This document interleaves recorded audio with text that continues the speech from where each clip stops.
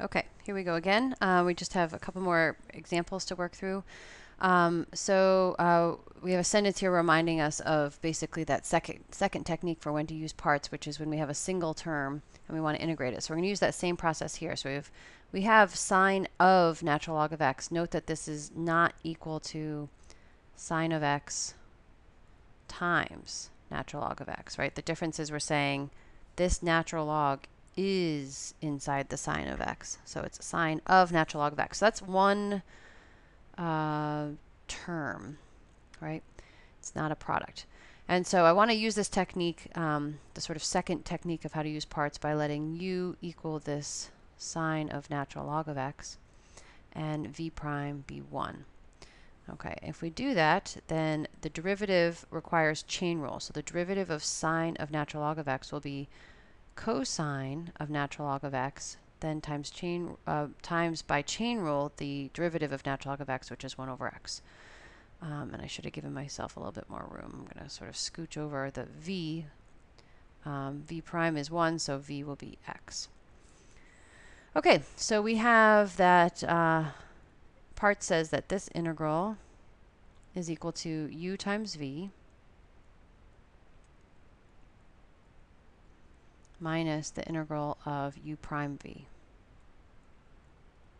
So cosine of natural log of x times 1 over x, and then times the x, right? So because we're u prime times v. Okay, so here we see that the the 1 over x and the x, where did my pen go?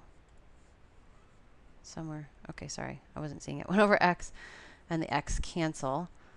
That was so not worth changing colors for. Okay, anyway. So these guys cancel, and so we're really just left with cosine of natural log of x inside the integral. So it doesn't look like it's helped us much, but this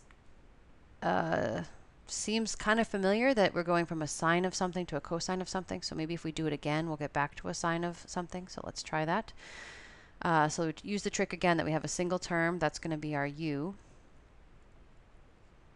The derivative of cosine of natural log of x will be negative sine of natural log of x, and then times 1 over x. V prime is 1, and so therefore v is x. So we have that x sine of natural log of x minus, I'm going to put the parentheses there to remind me that everything that follows is going to be distributed, this negative is going to be distributed too. So we have our new u times v minus the integral of u prime v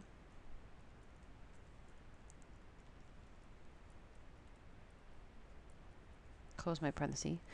Again, we've got the 1 over x and the x. So it looks like actually we're back to our original integral. So in fact, that's what we've done. We've recovered. So our original integral is sine of natural log of x. Our original integral equals this stuff, x sine of natural log of x minus x cosine of natural log of x. All right, so that was distributed. And then we have a negative and a negative and a negative, so that becomes back to just a regular 1 negative. And so we've, like I said, recovered the original integral. So let me just scroll down a little bit. So what we're going to do is we're going to be using two techniques of parts in this problem, as you might have already caught on, right? So one of them was we are using the sort of the second technique, which is we have a single thing, we use that as our u, and we use the v prime as 1. And the other one is we've actually recovered. So this is using both techniques, which is why I'm doing this problem here after we've learned all the techniques. So we've recovered our original integral, so we add it back over. I'm going to try to draw a straight line here. Okay, and so we get 2 of them, 2 of the integrals, is equal to the rest of this stuff. X sine of natural log of x minus x cosine of natural log of x. And then that stuff canceled. So our last step is to divide both sides by 2 or multiply by half, whatever you prefer. And remember to add our constant, and we're done. So again, the purpose of this one was really to demonstrate that you can use sort of all the techniques of parts sort of intermingled. All right, let's try this next one. I might have to erase a little bit here, just to give myself some space. Is this not erasing? Not erasing. Hello. There we go. Oh, slow to happen. Okay. So we have a single term. So again, we're going to try this process where we're going to let u be that arc sine or inverse sine, and v prime will be 1. So what is the derivative of inverse sine? Well, that's just one of those ones that you either know it or you don't. I'm hoping that the two that you know are arc sine and arc tangent. So this is derivative is 1 over the square root of 1 minus x squared. If, by the way, you didn't remember this fact and you wanted to learn another way for how to remember this, when we do trig substitutions in the next section, we'll have a way to sort of recover this result. So anyway, so if you don't have it memorized, it won't be the end of the world because you will eventually learn a long way to do it, but this will save you some time.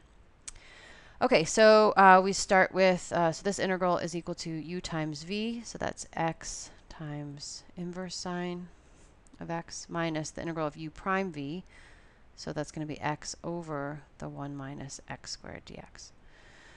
So it doesn't look like we're heading in the direction of doing any kind of recovery, right? I'm not like somehow going to get this back to inverse sine, but what I want to notice is that I do have a new integral, and hopefully the point is I'm supposed to be able to do this. I'm supposed to be able to actually integrate this. So look at this for a minute, maybe even pause the video and think about, can you actually do this? Everyone should be able to do this. So hopefully after a little bit of thought, you realize that in fact this is just a substitution problem, right? If we let u equal 1 minus x squared, then du is negative 2x dx. And so negative 1/2 du is equal to x dx. So that was lazy right there. Sorry, guys. All right, so what we have here is x inverse sine of x minus, now we're going to write things in terms of u. Our negative 1/2 du, all of that replaces our x dx. And then I'm just left with, in the denominator, the square root of u. Well, in the denominator, square root of u is the same thing as u to the negative half. All right, let me just scroll down a little bit. Okay, so we integrate u to the negative half by adding 1 to the exponent, right? So that'll be u to the positive half. And then we have times 2. But then we also had this negative 1/2 out front. So we got a lot of canceling here. I also have this negative here. So I have a negative and a negative. Okay, so let me just erase this little line. Okay.